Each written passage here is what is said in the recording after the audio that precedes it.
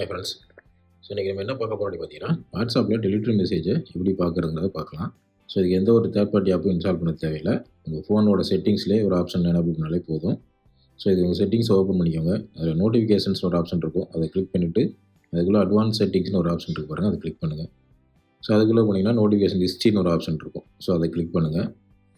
So அதில் on பண்ணுற option மேலே இருக்குது பார்த்தீங்களா. ஸோ அதை ஆன் பண்ணிட்டீங்க அப்படின்னா உங்களோட ஃபோனில் இருக்க எல்லா ஆப்போட நோட்டிஃபிகேஷன் ஹிஸ்ட்ரி இங்கே ட்ராக் ஆகும். ஸோ இதில் வாட்ஸ்அப்போட ஹிஸ்ட்ரி இருக்கும்.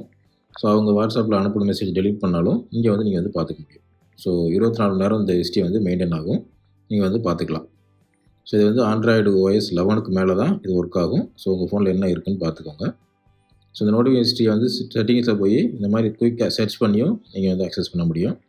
ஸோ ட்ரை பண்ணி பாருங்கள். ஸோ யூஸ்ஃபுல்லான ஃபீச்சர்ஸ் தான் இது. ஸோ மறக்காம சேனலுக்கு சப்ஸ்கிரைப் பண்ணிடுங்க, பேஜ் ஃபாலோ பண்ணிடுங்க. Thank you friends.